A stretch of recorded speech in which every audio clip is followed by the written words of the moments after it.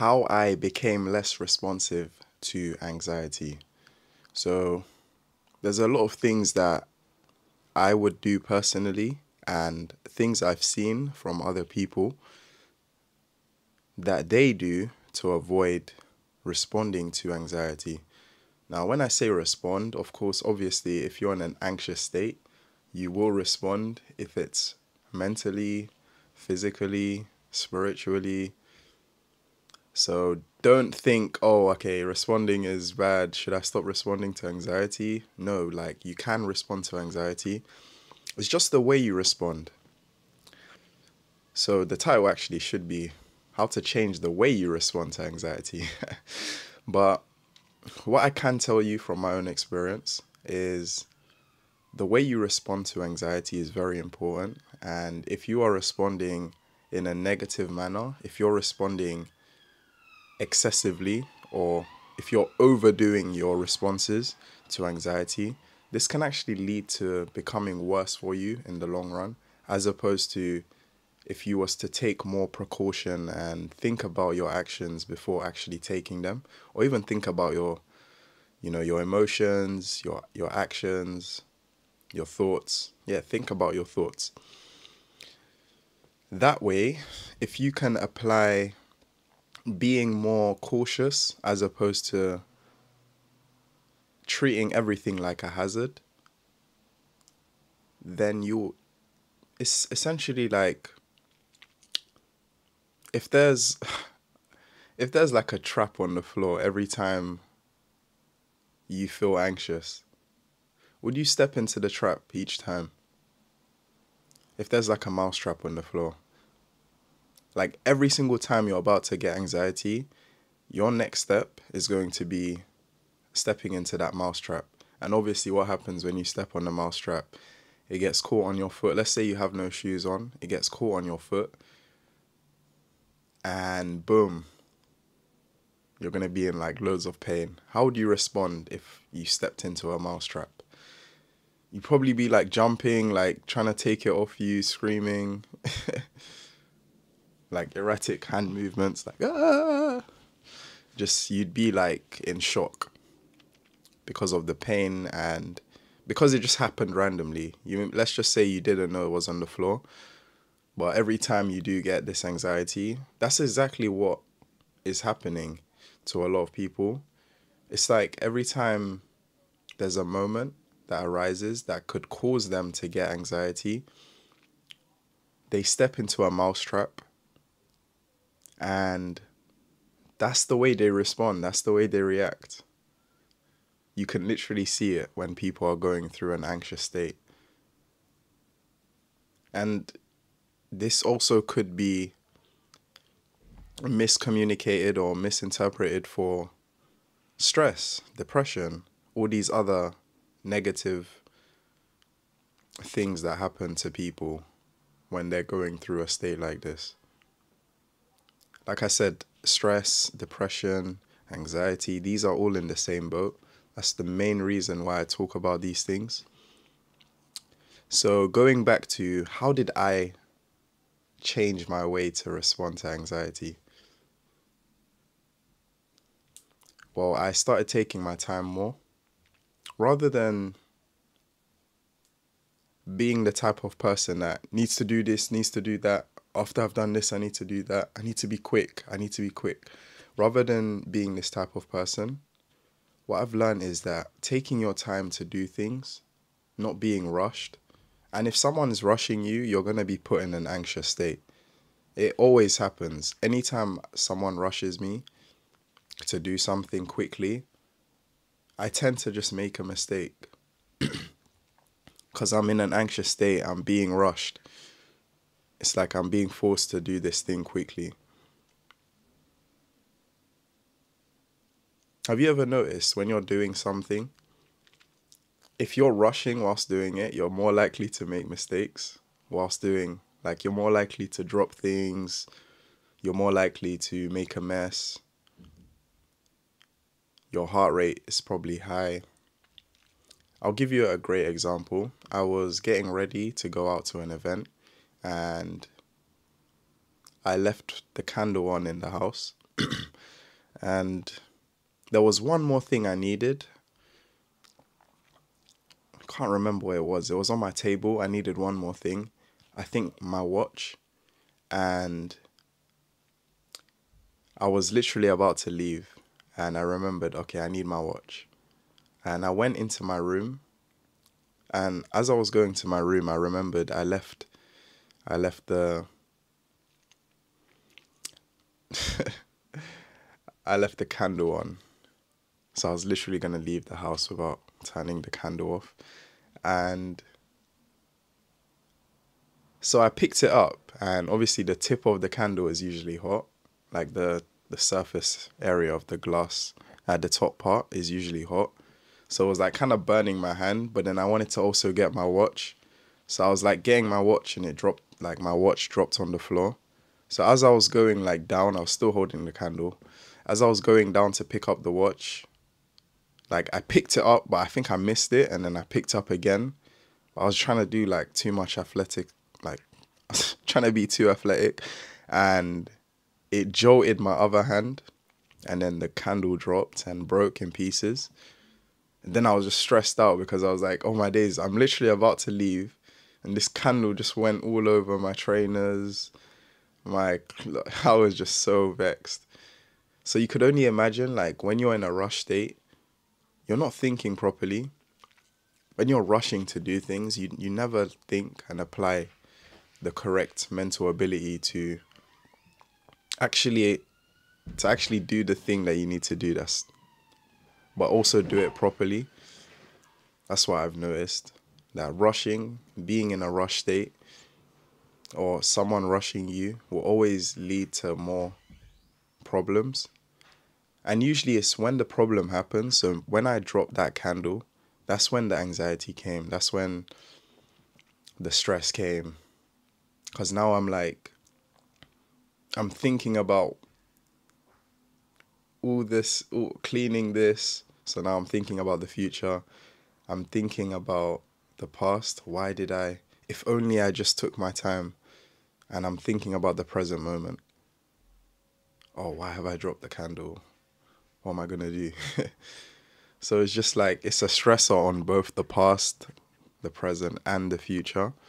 As opposed to if I was just able to just go into my room, pick up the watch, and then say, okay, on my way out, I'll turn the candle off, or just blow the candle. That would have just saved me one, time. Two, it would have saved me the stress of dropping the candle. It would have saved me more time because I had to clean it after. It would have saved me more time again because I had to clean my clothes. So it's just like, time is a big indicator that if you misuse your time, you will end up paying back for it later on. So what I noticed is that if I just took my time, if I focused on one thing at a time, because we as human beings, we're not meant to focus on multiple things and work optimally. We work optimally when we focus on one thing at a time. And that's what I've noticed from my own experience. I've learned that anytime I focus on one thing, so like right now I'm focusing on one thing, looking at the camera, talking about anxiety, teaching you guys how to respond less to anxiety. But if I was making this video, and let's say I was streaming on another platform, and I was just trying to do so many things at the same time, like reading comments, I'd be giving 30% to each thing, and I'm more likely to like make a mistake. So what you can take from this is focus on one thing at a time, and don't rush anything. Don't ever allow someone to rush you. You wasn't put in this world to be rushed by someone else, and you also wasn't put in this world to rush yourself. Always create the time to do things. If I had just turned the candle off before leaving, then I wouldn't have encountered that issue. if I had remembered my watch, I probably wouldn't have remembered to turn the candle off, which wouldn't have been good either way. So I am grateful for the reason that I remembered to come and turn the candle off, and I remembered to get my watch. And I'm still grateful that the candle dropped. There was probably a reason behind it, because it brought to my awareness that I need to be more in control of my time. I need to take more awareness in focusing on one thing as opposed to multitasking, because then I want to do things more optimally. I don't want to do things and like give 20. Imagine I was like making this video right now and I was like focused on something else while I was talking to you guys. Like, how would you feel? Like, how do you feel right now? I'm not looking at you, I'm focusing on something else. It's just like, it's not nice. It's never nice. And 9 times out of 10, I'm probably going to end up saying something that's not relevant, or I'll probably just end up like making some mistake because I'm focused on two different things. So, lesson number 1, focus on one task at a time. And lesson 2, manage your time. So don't rush yourself, just manage the time. Create blocks for when you need to do things. Remember, this can apply to anything. If you're on the road driving, if you're out with family members or friends, like wherever you are, like whatever you're doing, wherever you are, there's always an opportunity to focus on one thing at a time, and also to never rush yourself. Now, there will be times where you will need to rush yourself, but do it cautiously. Do it with other factors in mind. Like, if a bus is coming and you know if you miss this bus, then you're going to be late to work. Of course, then, like, run for that bus. But focus on just running for that bus. Then the next thing you can focus on is bringing your Oyster card out. Don't, like, try to bring your Oyster card out, run for the bus, try to, some people, they're, like, on a phone call, they're running for the bus, they're trying to get their Oyster card out, and they're just doing too much. And what's going to most likely happen, you drop your phone, you drop your Oyster card, you drop your wallet, something's going to drop or something's going to happen. You probably trip down the stairs on the bus. God forbid, obviously, these things happening. But the more things you do whilst multitasking, it's like if you're cooking and you're on the phone and let's say you're doing something else, that food's either going to burn and you're literally just going to forget about it, or it won't come out the way you wanted it to because you didn't pay 100% attention to it. You only paid like 25%. Because yes, you've cooked this meal 100 times. I'm the best at this. Remember, we're human beings. We forget things. And we work optimally when we're focused on one thing. So there was one last thing I wanted to say, how to respond less to anxiety, or ways to respond less to anxiety, or how I respond less to anxiety. Because this is more specifically me. And what I've noticed is that taking deep breaths. Now, I know I haven't mentioned this in quite a few videos now, but I kind of wanted to let you guys rest from speaking about breathing. But taking deep breaths will just bring you that mental clarity and that presence in the moment. Therefore, you are able to act on these things with, mental clarity, with presence, with awareness. When you're doing the things that you need to do, you will focus on these things. Because breathing gives you oxygen, guys. You're literally giving your brain oxygen, which is allowing it to perform more optimally.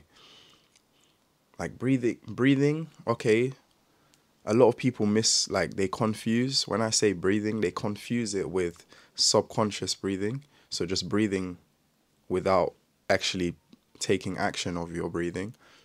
But I want you to take action of your breathing, on your breathing. I want you to actually control your breathing. So breathe in through your nose for 4 to 5 seconds, and then breathe out for like 6 to 8 seconds. Let me just really quickly show you how it's done. So shoulders back, you can have your head back, nice posture, be relaxed, calm every body part, calm every muscle, make sure everything is relaxed. Close your eyes if you would like, and then take a nice deep breath in. And then breathe out.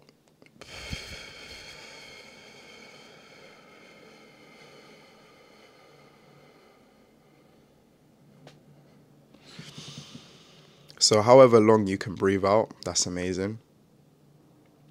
Usually I do tell people breathe in and then squeeze in an extra breathe in and then breathe out through your mouth.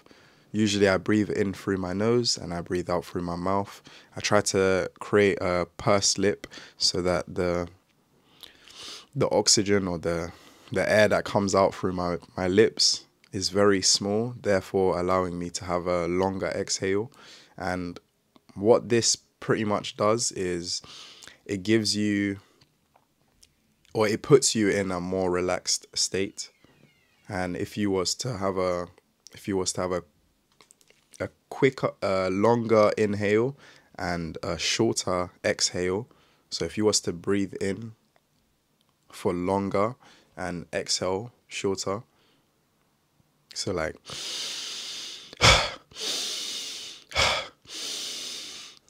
so if you was to do something like that, you're actually giving yourself energy. What's weird is I actually feel more energy after doing that. But essentially what you want to do is the other one, which puts you in a more relaxed state. And you want to do this first thing in the morning after thanking God for life and praying, if you do that.